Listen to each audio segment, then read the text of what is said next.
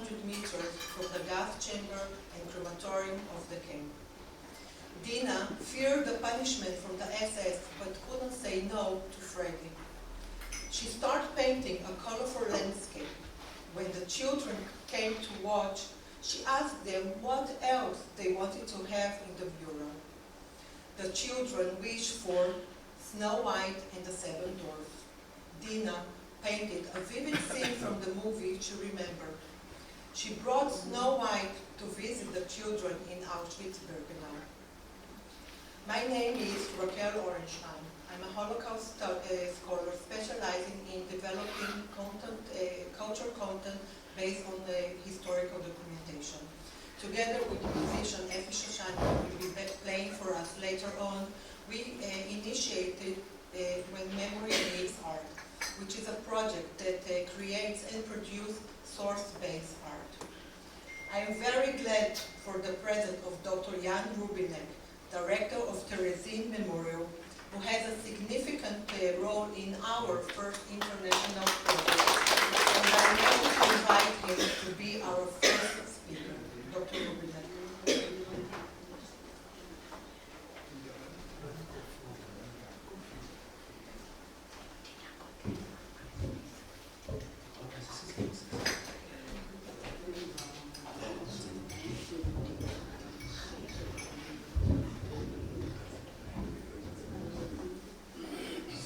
Good morning to everybody.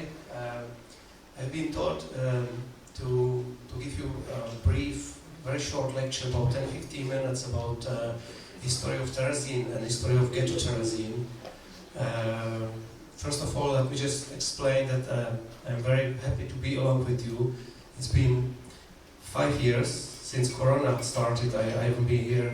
I didn't visit Israel, and I'm very grateful to be with you, and I'm amazed the way you're capable to live everyday life in such conditions of war, and I very much admire you for that. So thank you very much.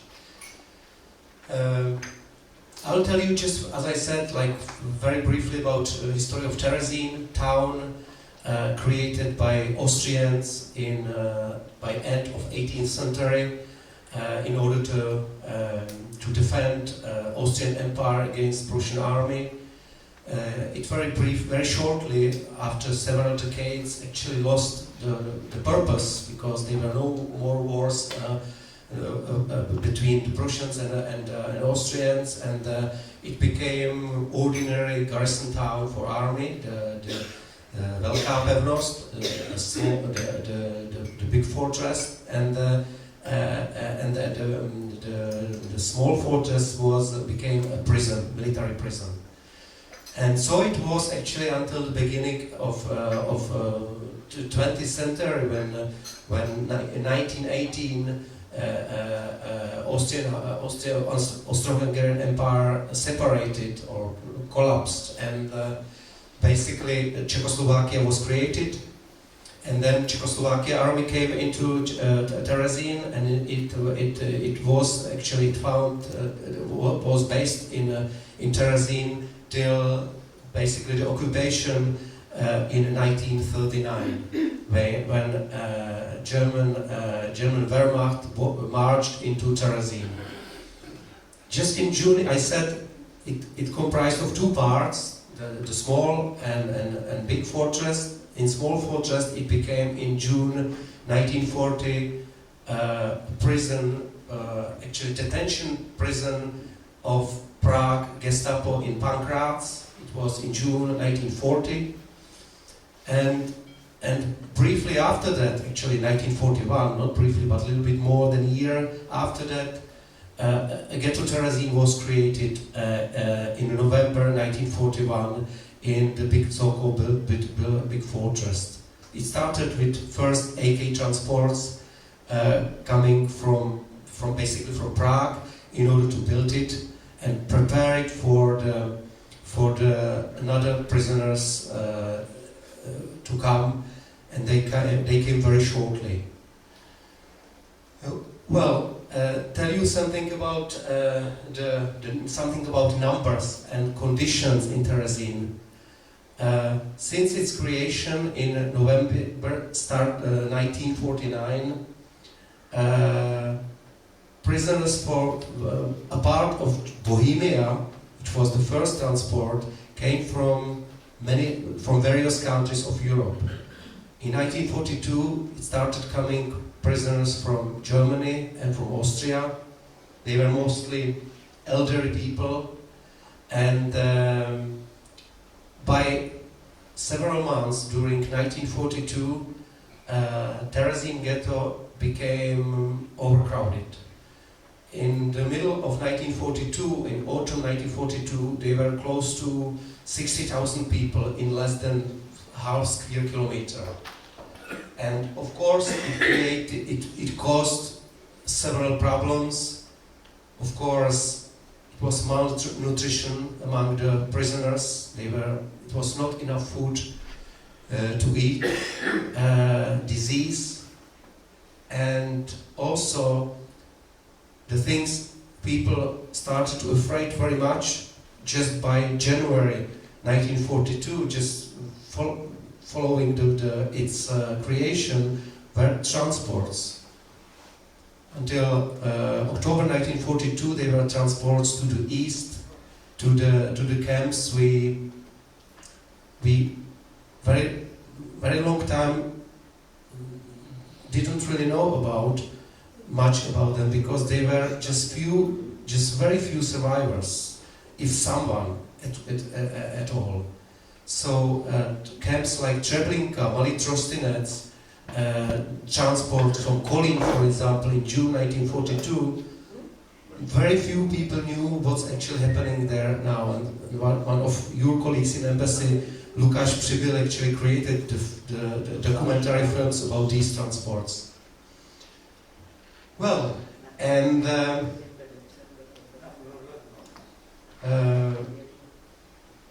they were more than 60 transports from Terezin since until the liberation, actually.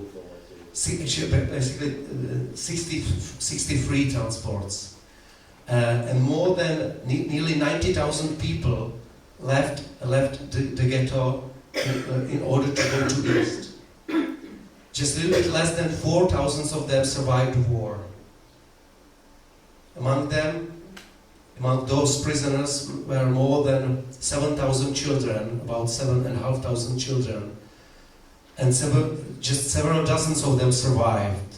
About 245 children survived actually the extermination camps in the east. So it's basically about Terezin as the camp. And we are here in order to commemorate actually the Familienlager. We just celebrate or commemorate the 80th anniversary of extermination of the second one, actually, in 1944. So I will tell you just a few basic facts about the Familienlager in Auschwitz-Birkenau. First of them reached Auschwitz-Birkenau in September 1943. They were a little bit more than 5,000 people. It was the DL and DM transport. It left Terezin on the 8th of September 1943. This transport was supposed to remain in Auschwitz-Birkenau. It was very unusual because mostly people, they were going through selection, and most of them were actually perished. It was different. They were kept in a special camp called B2B, and they were not taken their clothes. Their hair wasn't cut, and they worked, and they didn't die on spot as it was usual for many transports before. The historians they argued what was actually the reason? One of the reasons was that the visit of the international institutions in Trezin or somewhere is expected, and the Nazis wanted to show that actually everything is fine with the prisoners and they live their ordinary life. Well, they didn't live their ordinary life, but they survived or at least 80% of them survived there for 6 months. So it was September transport. But it was another one who came to Auschwitz-Birkenau from Terezin shortly, 3 months after that. It was December transport. December 1943. And they stayed actually together for 3 months until the period of probation, I don't know how to call it, actually ended for September transport.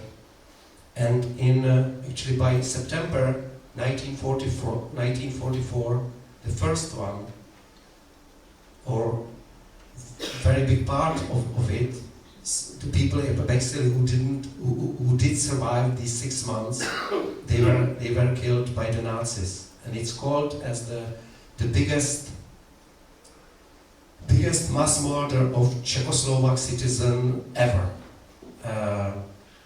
About 3,700 people were exterminated within one night, from 7th March till 8th of March. Among of them, some people you probably know, or definitely know Freddie Hirsch, for instance, one of the educators in Terezin, in Prague before the deportation, of course, in Hagibor, and also in Auschwitz-Birkenau, of course. So these people who actually remained there from December transport, they knew what is actually expecting them, and they waited since March till June, and they expected that they will be killed the same, murdered the same way as these who came in September. Fortunately, it didn't happen, and that's the reason why some of survivors were among us, after the war, and some of them are even today with us, because they survived actually the selection. They were sent to the work to several places in Europe in July 1944. But still many people from second transport, December transport, and also from August transport, who came, from May transport, that were murdered in summer 1944. And it's actually and here starts actually the story of Esther, because as I said, people were these who were sent to hard labor in Nazi sites. There were several of them. One of them was they were women.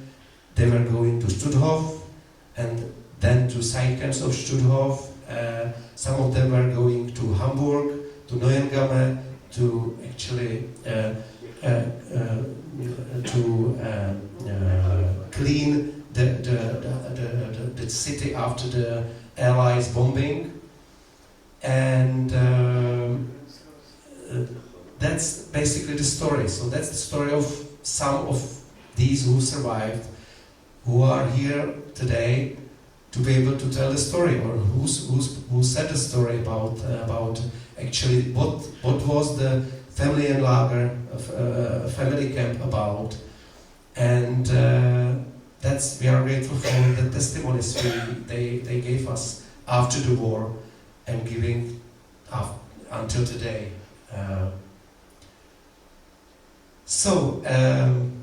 I'm just I think my time is over, about 10 minutes, and I will just now ask Rachel to lead me what's actually following right now in our program.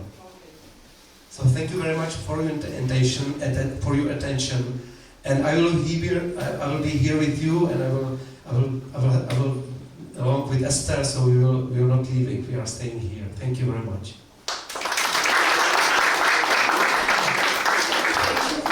To Dr. Jan Rubinek. We are going to shortly hear him again and have the pleasure of getting to know Ms. Esther Ringden, who is here with us.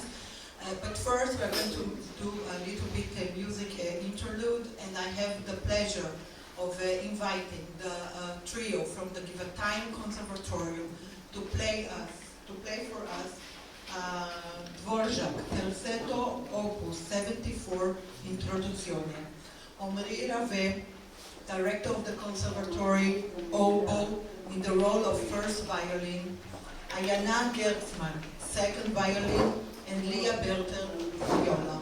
Thank you very much.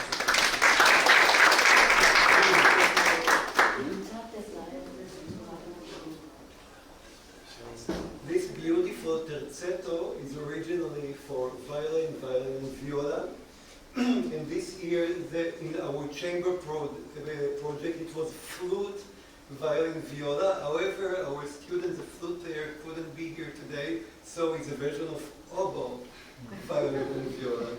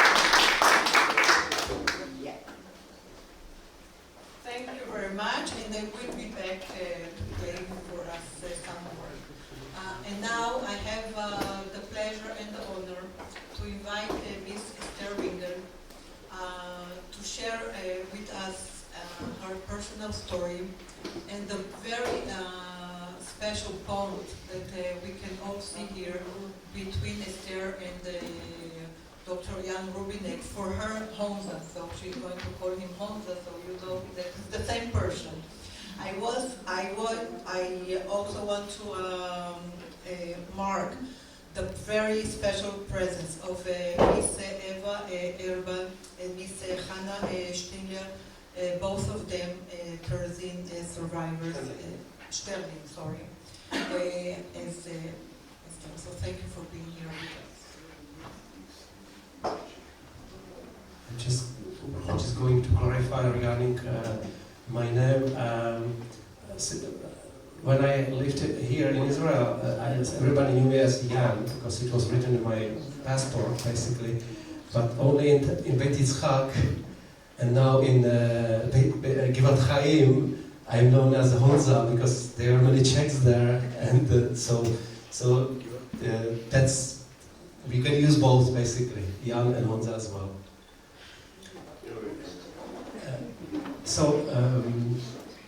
I would like just before I start to tell a story of my family, I would like to ask what is Esther's story, because actually the fate of our families actually met somewhere, and it was probably, as I understand, on the way from Auschwitz, as I said, from Auschwitz-Birkenau extermination camp to Stutthof. So we will start with you, and we already spoke about it today morning. If you can tell us your part of story, and we said that most important is now to emphasize the part of story from Trזין and Auschwitz, and actually your way along with Eva and other girls to Stutthof, Derbeck and Gutau. So, as you wish. So, please. My English, I don't speak. My English is not so good, so maybe you will have to translate. Okay. I came to Trזין in September 42, and with my two brothers and with my mother. We did not have a father because he died at home a few years ago. And the first time I was with my mother together, but at last I came to a home with girls in my age. Hold on.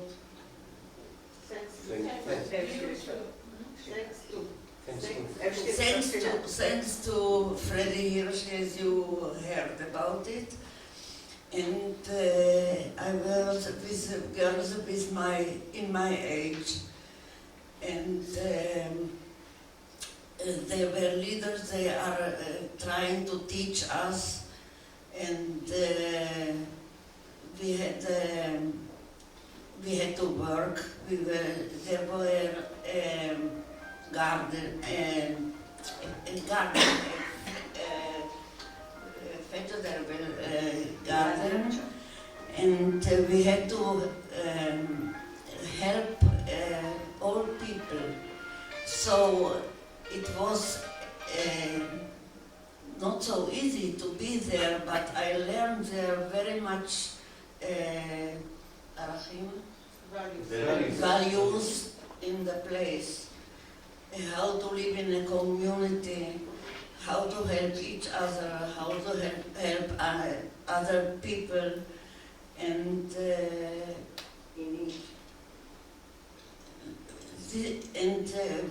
I learned as possible what our teacher taught us.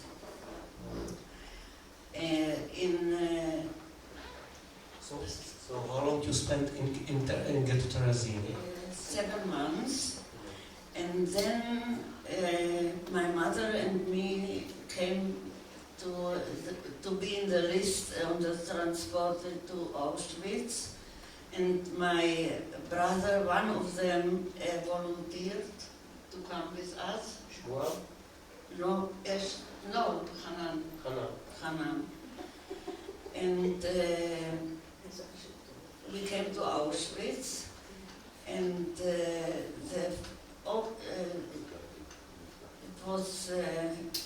it was clear where we are, where we come,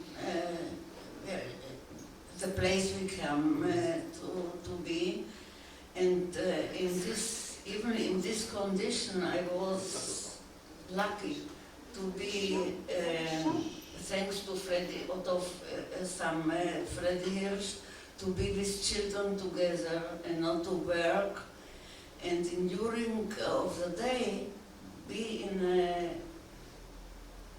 in a place where it was not so cold, and with children together. And even there, Freddie Hirsch and his staff continued to teach us. And I wanted to say a little, my daughter is working with children, and in some speech of hers, she spoke about, she learned from me never to leave a child. And it's true, because I'm here, and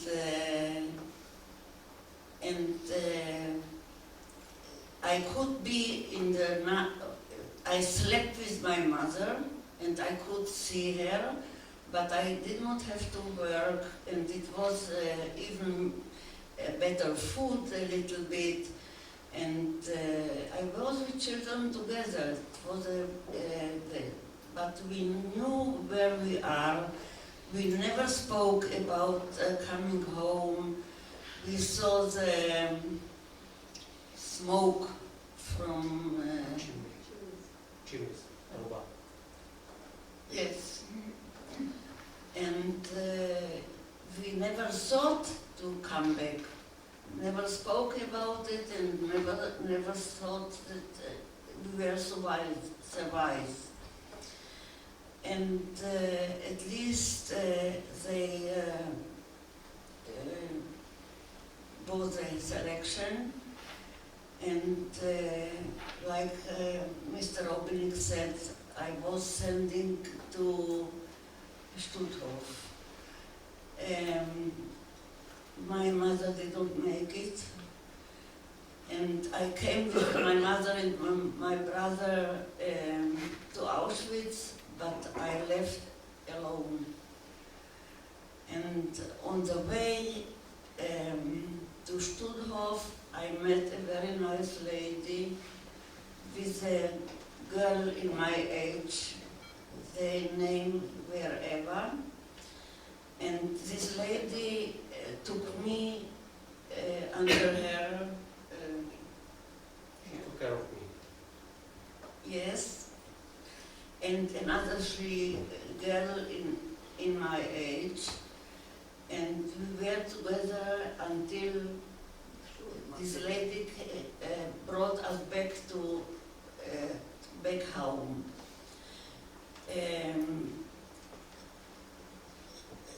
This lady saved me, because she was supporting us the whole time, even the time we left Stutthof and the way home and everything. This lady... Can I just interrupt you? What did you do? As far as I remember, you dig trenches. Kopali jste zákopy, že jo? Okay. You dig the trenches. Can you just 2-3 sentences tell us about it? In the winter, during winter 45, 44, 45. In November to Stutthof, and we should have to work, but everything, the land was frozen, so we could not work, and it was very, very cold, and we did not have clothes, warm clothes and shoes. It was very, very bad there. But the being together was a big support. The nice lady, her name was Helena, and Helena was the grandmother of Mr. Robinek, and Eva was my best friend the whole time until she died a few years ago. A year ago, and she was the grandmother of Mr. Robinek. And she was, we had been in touch all years, even the time of the communists, it was not possible. But she was my best friend all the years until she passed away.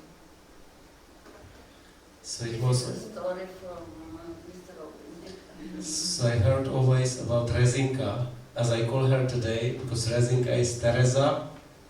Yes. Teresia, you were born as a Teresia, Schwarz, from Nirsko. And so my grandma, she always asked, how is Rezinka, how is she doing? And my grandma was Evichka. So I will just continue just very briefly. I don't know how much do we have, Rachel? 5 minutes, right? About our part of story, about Evichka's family. They came from Eastern Bohemia, from town called Luže, and they came to transport in December v Pardubice, Oberlandrat, in December, 5th of December 1942. They spent 12 months in Terezin until the December transport. I've already mentioned Familienlager, and they came. They didn't knew each other then. You didn't. I don't know whether you know each other when you spent 6 months in during 6 months in Auschwitz with Eva. No, never. Okay, so they didn't have it. Even you attended the school of the learning department of Freddy Hirsch. You didn't meet. You didn't notice each other, and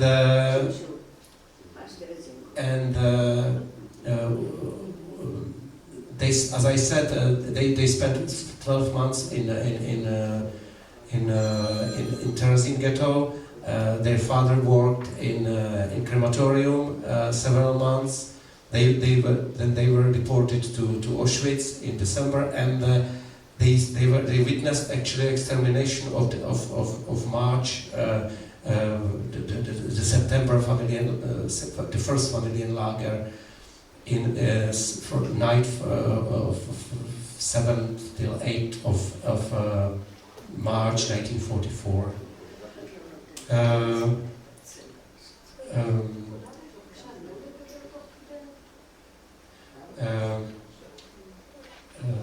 They met in train from it was I will just disqualify it wasn't it was in July 1944. They came to Stutthof Stutthof lager. They spent just a few days. I remember that my grandma told me about spending some time on the beach. It was hot and they didn't have enough water, and they probably expected Nazis to send them somewhere. Then they were sent to Derbeck. Is that right? It was side camp of Stutthof, where they spent several months. They dig the trenches, not ordinary trenches, huge trenches, in order to prevent a Soviet tank to develop, to continue. So and then they were moved to Gutovo, then it's called Gutau. You don't remember the name, but from there because it was already in days when Auschwitz was liberated in January 1945, and the Soviet army was approaching. They were very close. You've heard the detonation of the bombs and the shooting, and you were liberated in the middle of Poland, about 50 kilometers from there. And I remember that the Soviet soldiers are always remembered as like great liberators, somewhere who gave you food first time and took care of you. Came to a village, and there we were liberated, and suddenly we saw potatoes, and so we have the first time we started to eat something, because it was a village there, and so I only wanted to remember the first time, and the first time we saw Russian soldiers, so it was like unbelievable. I've heard that my grandma, she said that they were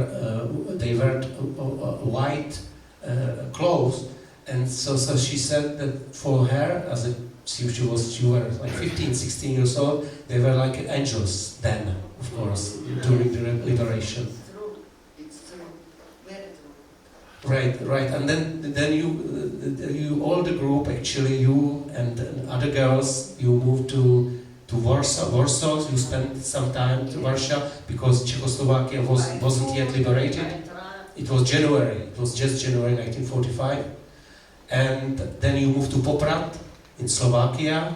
You spent several days in Poprad, and then they offered you to go somewhere, I don't know, to Sweden or somewhere to relax for several months, to heal yourself, to get healthier. And you said, or probably Helena said, no, we are going home. We came home. I was lucky again because I had family I had an aunt. It was a Violet. She converted Yes. to Jewish. So my family did not have to go to the camps. So I knew that I have somewhere to go, and Helena brought me there. Yes, and then I was waiting to see who comes back from there, and one of my brothers came back. And I remember also from listening to my grandma that you came to get advice from her. I don't know how much you remember, but I do. When you hesitated in 1946 whether what to do, that your brother is going to Palestine, and she told you. What she told you? I don't remember what she told me, but my cousin told me not to go to Israel, to go to America. And Helena told? Right. Oh, she said you have a brother your brother, you are such a lucky to have someone very close, so go with him to Palestine. Yes, that's now I remember. And my brother had here friends in Kfarupin, in the kibbutz. So the first station here in Israel was Kfarupin, and they were friends from my brothers. They remembered me like a little girl because they were Czech, and started a new life. Okay, so and then of course they were in touch, but their everyday life like split somehow because they both of them, they lived on the other side of the Iron Curtain, and they were able to meet in 1989 or 1990, spring 1990, when Eva came with President Havel. Yes. Right? Yes. Yes. Okay. So that's, basically the story of Esther, of Reska, Teresa, and Eva, and their families, because we are still very much in touch. And that's very much. I just see in the audience Dorit and Orna from Beit Yitzchak, so they are part of my distant family. Hello, Dorit. Hello. Hello, Orni. So we said it was story of Eva also. So I just will tell you how close we are, or how we are related. Eva, she has actually the cousin Fritz, and in 1939 he managed to escape from Czechoslovakia, and he reached Palestine in 1st of September 1939, the same day when Poland was. Actually, the war started. He was very lucky, and so Orna and Dorit are his daughters. So that's it basically. Rachel, which is yours. Thank you. Thank you. Thank you very much. Thank you.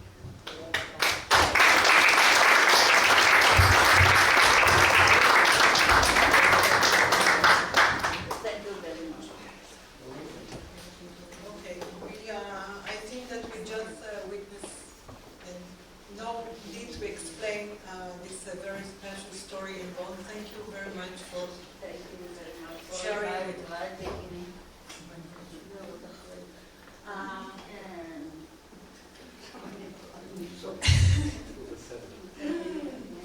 On September 28, 1944, Michal Flach, a brilliant young man who dedicated himself to the education of the children in Trezin, was also deported from the ghetto to Auschwitz-Birkenau. Before, he entrusted his mother with an envelope. This envelope arrived at the Jewish Museum in Prague. Its precious content was published in a book called I Never Saw Another Butterfly, Children Drawings and Poems from Terezin. Last month, a special edition of the book was released here in Israel, commemorating 60 years of its first publication, and I have the honor of being its academic editor. It was published before. I said It was published a new in the 50s. a new edition commemorating 60 years of the first edition, of course. I would now like to invite Daniel Zelt-Ravid and Efi Shoshani to present one of the poems from the book. On a Sunny Evening, poem by Michal Flach, music by Efi Shoshani, and I wish to mark the presence, the very special presence of Mr. Uriah Yaniv, who is Michal Flach's cousin.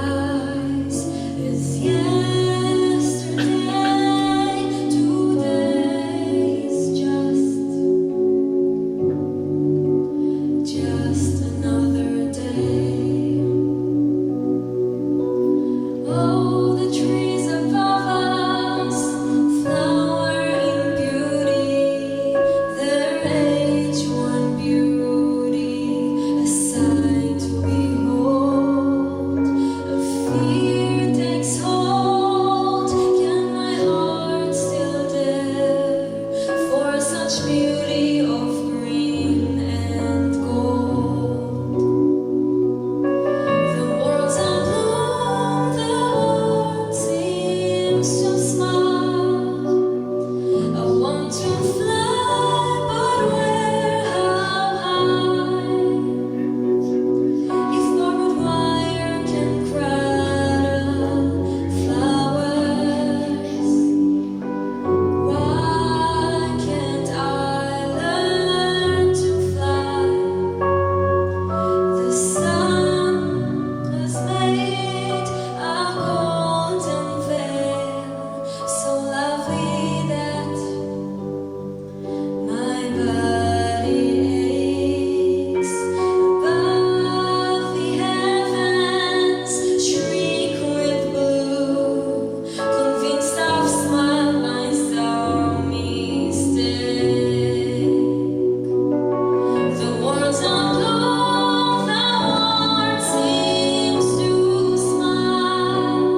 I want to fly, but where, how high? If barbed wire can cradle flowers, why can't I learn to fly? The world's unblown, the world seems to smile. I want to fly, but where, how high? If barbed wire can cradle flowers, why can't I learn to fly?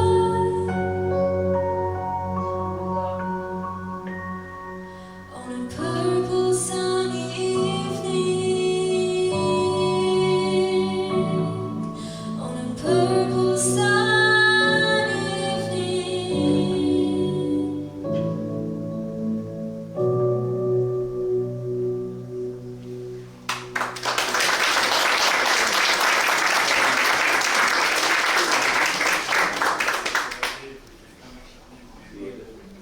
The poem was, of course, originally written in Czech. The Hebrew edition of the book, published in 1963 for the first time, was translated by the great Israeli poet Leah Goldberg. And you can see it now on the foyer later on, this new edition, along with Hannah's new translated book to English. So you can see it now.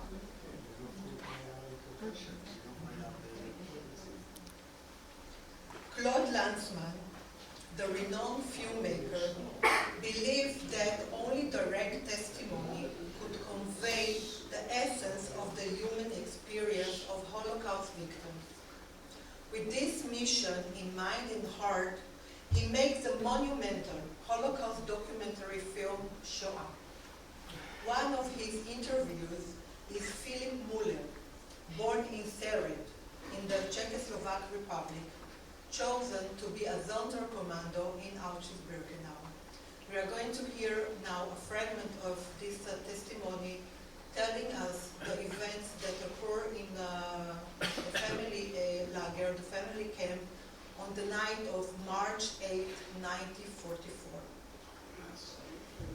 Plötzlich hörte ich, wie ein Chor fängt an, wie ein Chor fängt an, sich singen, ein Gesang.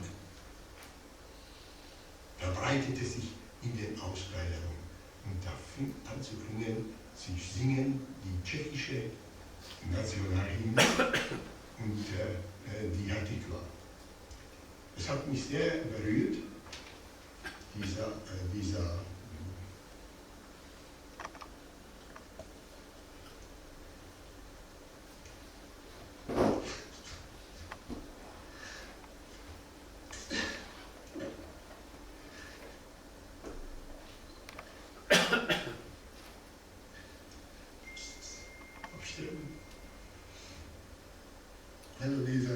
Vorfall meiner Landsleute.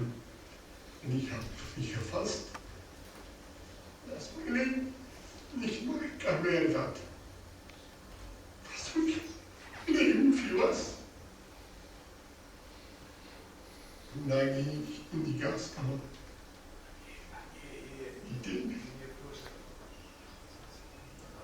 Und entschieden zu sterben. Mit ihnen. Da kamen plötzlich zu mir einige Leute, die mich erkannt haben. Weil ich war einige Male mit meinen Freunden mit den Schlosser im Familienlager. Und plötzlich kam eine kleine Gruppe von Frauen zu mir, guckte mich an und sagte, schon in den Gaskammer. Du warst schon in der Gaskammer. Und sagte mir also, das hat keinen. Du willst ja sterben, aber das hat doch keinen Sinn. Dein Sterben wird nicht unseres Leben bringen. Das ist keine Tat. Du musst von hier raus, du musst ja noch berichten über den, was wir leiden, was für Unrecht uns geschehen ist.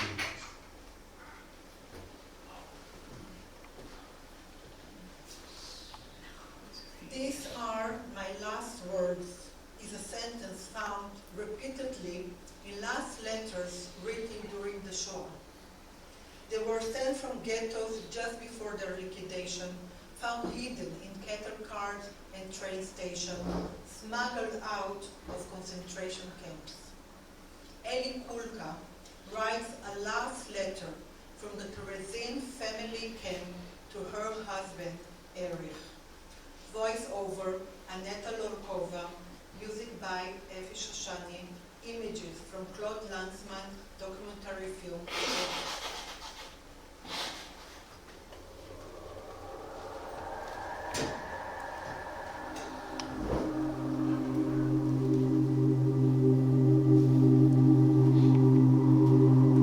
My darling, on the last night of my life, I bid you farewell. Our days of happiness were short-lived, but beautiful. At this moment, I'm remembering our love from its beautiful beginning until its cruel end. You were the love of my life, and I would willingly have sacrificed everything to save you, and our innocent little Otto. Why has it been decreed that this rough, ruthless hand should put an end to its short life? I remember my loved ones for the last time. If you are lucky enough to see them again, I send a last kiss to my beloved sister, to my brother, and Olga, to Maxi and Lily, and especially to Denny and Dianka, with all my heart. I wish them all a happier life than our own. They must fight bravely for our freedom and avenge the innocent blood of their loved ones.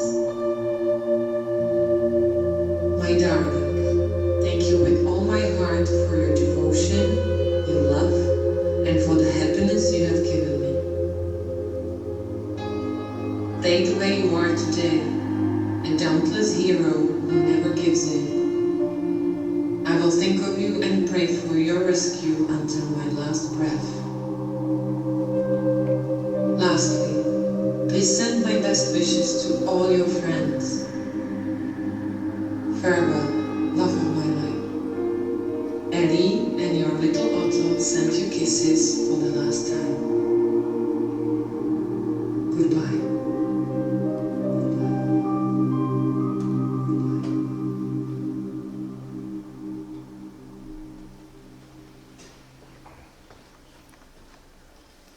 Eli Kulka, like Esther, was sent from Auschwitz-Birkenau to Stutthof.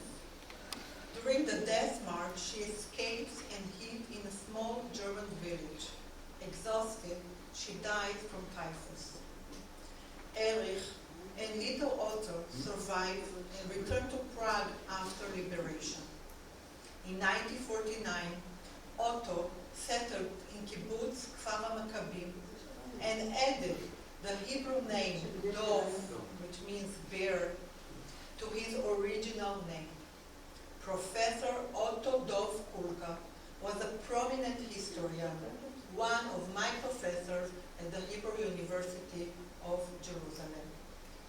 Before our next music interlude, I have the pleasure of inviting Mr. Meron Gertzman, who is the father of our gifted violinist, Ayana, to share their family connection to Terezin.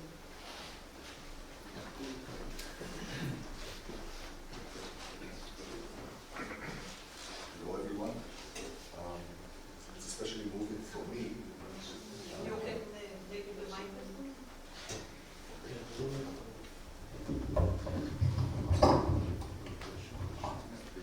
Thank you. It's a bit of a coincidence. My parents were born in Vienna, but the family originates from 3/4 from Moravia and 1/4 from Slovakia, from Bratislava. Actually, my father's family was situated in Mikulov. At the time, it was called Nikolsburg, on the Austrian border. It was a very renowned Jewish center in the 19th century. He had a cousin named Margit Gerstmann, who was born in Most. At the time, it was called Brux. This cousin, he was 5 years her senior. He was born in 26, and she was, I think, born in 31 or 32. He told me about her. She didn't survive, so he told about this young cousin he had, which he loved greatly. She was very cute, smiling kid. She was deported with her parents, Alex and Tude, to Theresienstadt.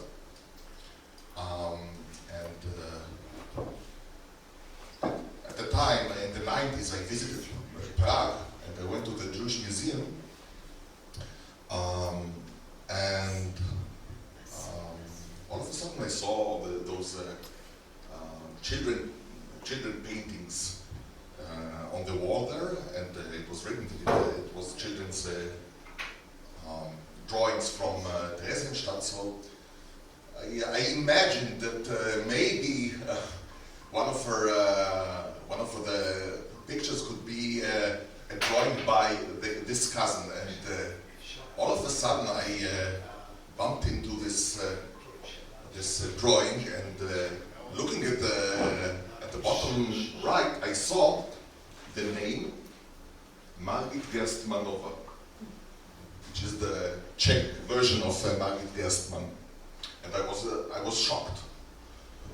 Since then, I learned that there were more drawings by her, both in the Prague Jewish Museum and in the Terezin house. Since then, I'm always looking for data about her. So a few weeks ago, when I heard that my daughter was going to participate in this occasion, I was naturally very moved. So here is Margit Gerstmann, and today her cousin's granddaughter, Ayana Gerstmann, is going to play for you. Very nice.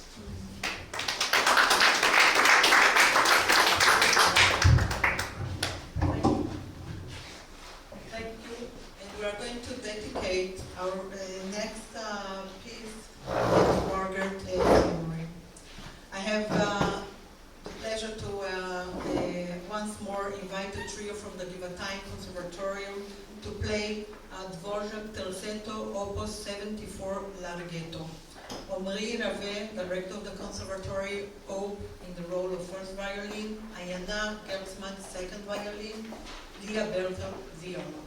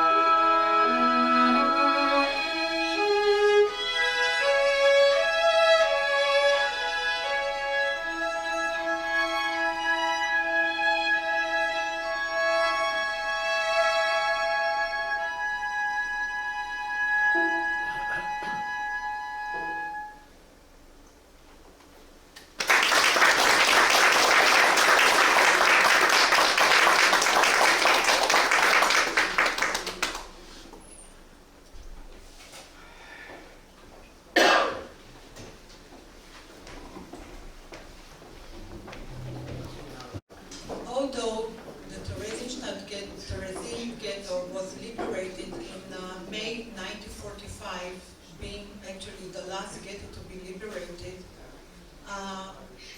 most of the Trezin Jews were deported to Auschwitz-Birkenau by October of 1944. On the day of the first Czechoslovakian Republic, 28th of October 1944, the last transport that Dr. Rubinek was telling us before left the Trezin ghetto to Auschwitz-Birkenau. By that time, only a few thousand people stayed were still in the ghetto. One of them was a 17-year-old girl called Aliza Sheikh. She was very much in love with her former madrich instructor, Ze'ev Sheikh, and he was one of those who were deported in October 1944. He had a very developed historical conscience. So before his deportation, he asked Aliza, please start writing a diary to document everything that is going now on in the ghetto when I'm not here. And Aliza starts writing. And we are going to see now a fragment of her diary, voice over Daniel Zel-Ravid, music Evi Shoshani.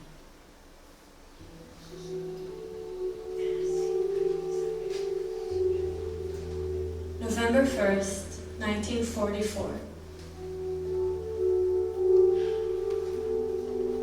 The columbarium is to be emptied. 30,000 urns, 30,000 cardboard boxes, 30,000 human remains, mothers, children, loved ones. What is it after all? Me, you, my sister, and all those who are not here. More important is the knowledge that witnesses are dead, material is removed, and we are still living witnesses. How can I imagine it? I'm afraid to say I can grasp it. And yet, I will go to work each morning, eat, sleep, wash my hands, brush my teeth, and maybe I will even laugh. I will not be thinking about it, but it will be hovering over all my thoughts. Maybe everything will be silent again, and I will be allowed again to not think. Or it will grow, and all my thoughts, my life, will be consumed by it until I reach my own end. Oh, my mother and you, am I afraid? I will read Faust and Isaiah and Jeremiah and do my best to write a document that will survive me. That's what I'm thinking about. How not to draw the world's attention to me. Not to say, there was once a girl, she was beautiful, smart, and open to the world, a 17-year-old girl, and suddenly, at the very beginning, she was no more. More than anything, I would like to call upon young Jews wherever they are and say, the essence lies in you, in your Jewish identity. We cry out to you, the path is open to you. I'm begging you, in the name of the children, we were deprived of. Let's rise and go to Zion. No one must experience this again, not one more person. Go. Don't surrender to an end. Create a beginning.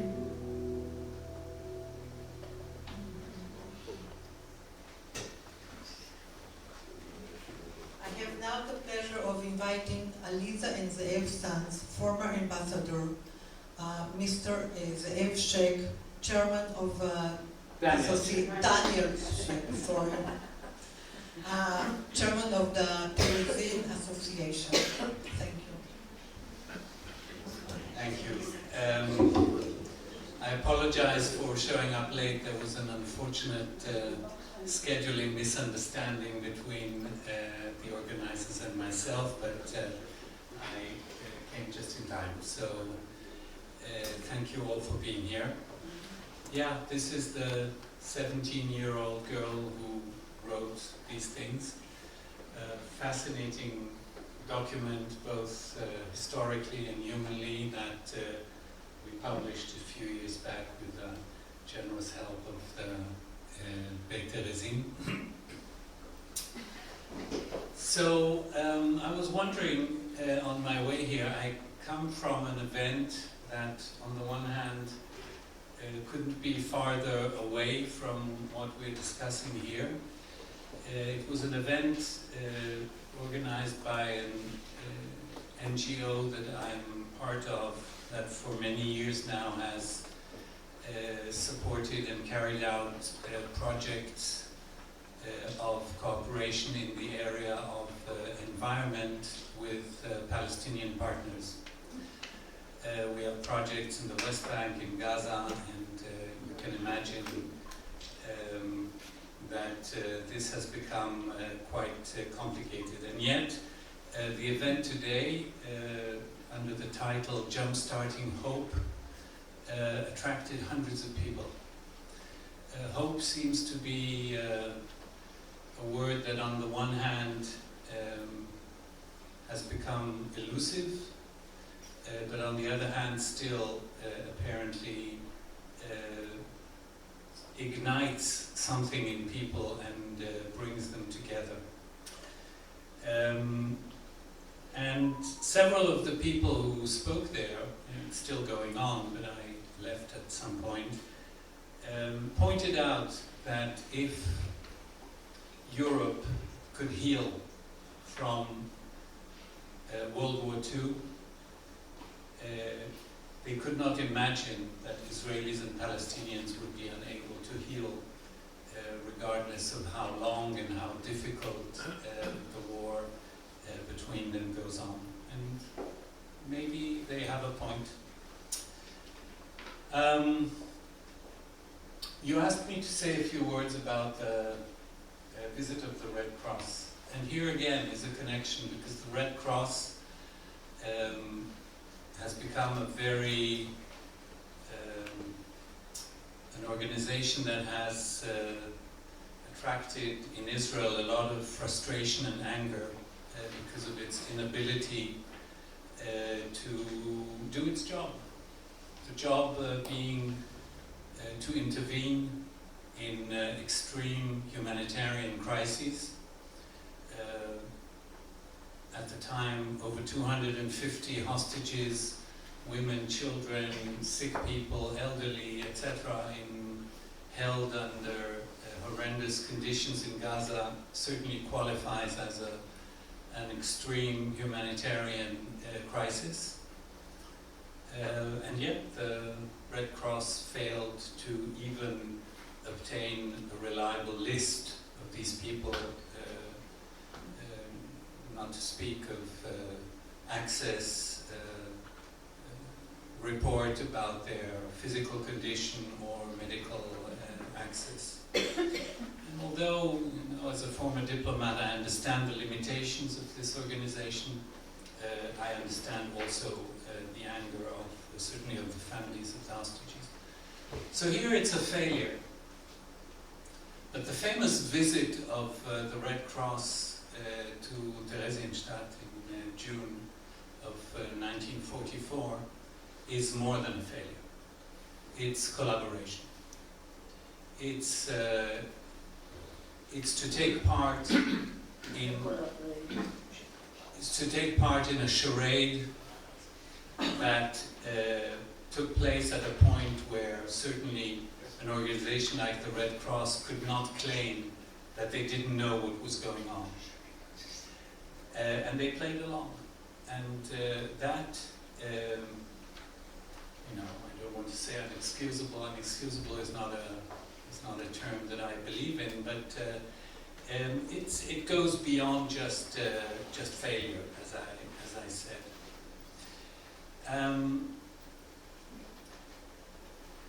I wrote in the foreword of this diary that we published that unlike certain homes of Holocaust survivors, as a second generation, didn't feel uncomfortable at home to speak about the experiences of my parents. It was a subject that was allowed. It was even allowed to laugh about it, to tell jokes, to tell anecdotes. And one of these anecdotes, I always wonder, you know, my father passed away many, many years ago, and my mother in 2007. So when close people to you, and parents in particular, leave, you sort of recount all sorts of things that you heard from them, and sometimes you wonder, was it the truth, or is it a story that was invented or embellished? And you come to the conclusion that it doesn't really matter if it's true or not. It's the story and the motivation to tell the story that counts. So the story goes like this. My mother, who did not enjoy very much the career of her husband in diplomacy after they came to Israel, she didn't like all the official stuff and the receptions and the things. But she went along, she loved him very much, and she supported his career, and he was a brilliant diplomat, and even today there are people who remember him as such. And I certainly feel very unfortunate that he did not live long enough to see me start this career, and to help me at different points where I wish I could have consulted with him. But that is not the issue now. So she told me that at some point of his career, my father was number 2 in Paris, and they went to a reception, and at some point my mother sort of nudges him and says, "Do you see this guy there?" So he says, "Yes." He says, "I know him." He says, "How do you know him?" She said, "He was in the Red Cross delegation." And before he could stop her, she walks right up to him with a big smile and says, her hand, and says, "I'm Lisa Sheikh. I think we've met before." And the guy, the perfect Swiss gentleman, says, "No, I can't imagine, madam, I would have remembered you, such a charming lady." And she says, "We met in Trezin." And the guy turns white like the Swiss snow, turns on his heels and leaves. And she always told this as a sort of, you know, they both of them, they weren't vengeful people, but as a sort of, you know, victory that now he's leaving in shame because of something that he certainly wanted to forget in his professional history.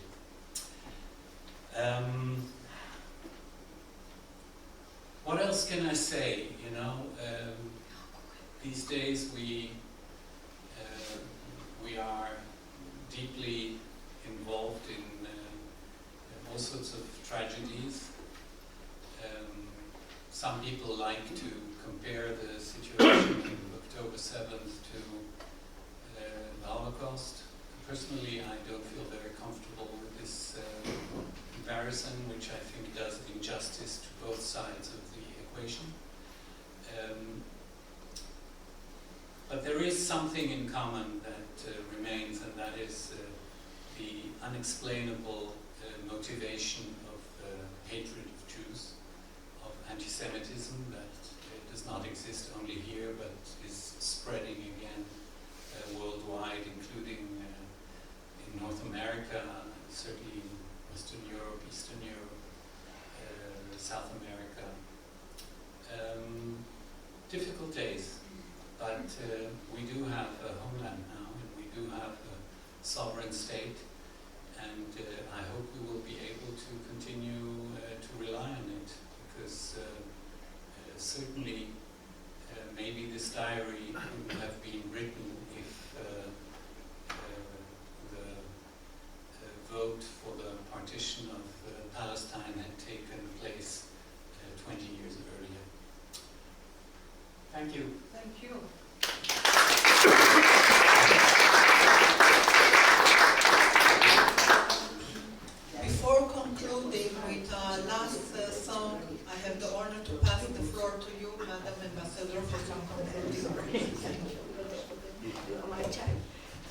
Thank you very much. It's difficult to talk about conclusions from those incredible stories we heard. It's a lot of sadness from remembering what has happened. I think it's very necessary to see it, to recall it, because never again cannot be just a slogan. It has to mean something. All the stories we hear are different, but logically we hear the stories that have at least partially a positive ending, because otherwise we wouldn't, the people wouldn't be here. So this is also part of the experience, that even the worst imaginable horrors bring future, that there is a future. And this is what, as Ambassador Sheikh said, connects in a way the horrors of Holocaust and October 7th. After each tragedy, there is a way to start again, to grow again, and to develop the future again. This is my conclusion that I bring from this discussion today. And thank you everybody for being here.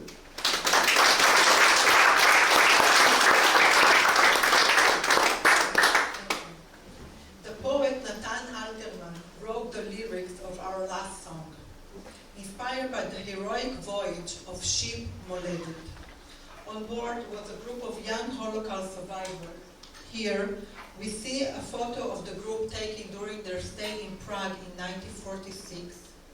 After more than a year on the road, preparing for a new life here in Israel, they boarded the ship Moledet, homeland, dreaming of reaching the coast of Haifa. I invite Daniel Zent-Ravil to come back to us with Efi Shoshani to perform Al Em Aderech on the main road by poet Natan Alterman, composed by Naomi Shemer, arrangement Efi Shoshani.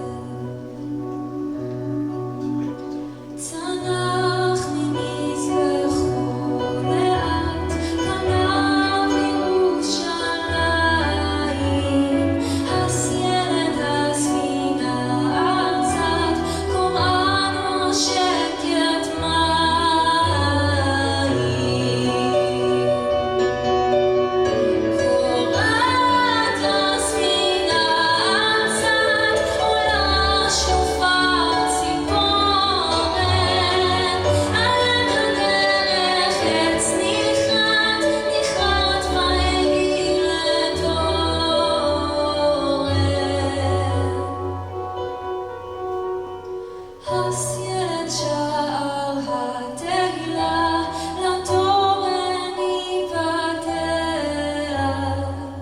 הוא גם היום עמוד תפילה, הוא גם היום מזבח.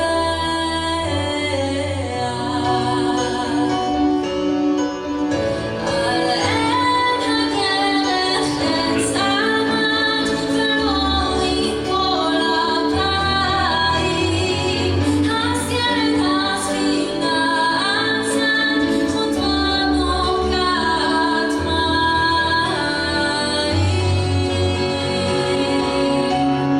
על עין הדרך עץ עמד ולא ייפול אפיים, הסיירת הספינה על צד חוטבה בוקעת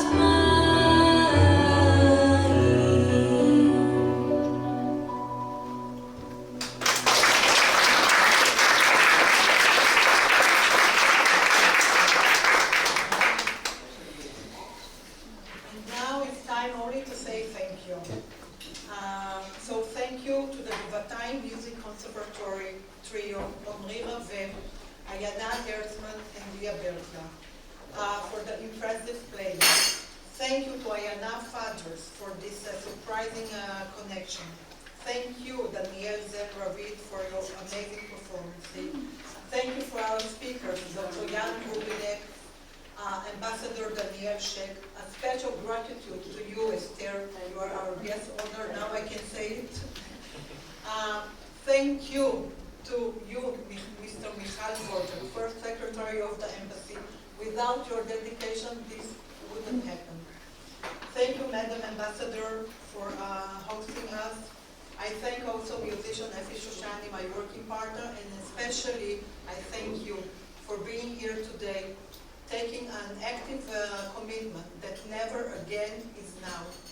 We pray for the return of our hostages, all of them now. And before inviting you, now I invite you to coffee, and also you are going to be able to see here the books, the Hannah's book, and also this new edition of there is En Parparipo, there are no butterflies here in Europe. Thank you very much for being here. Shabbat Shalom.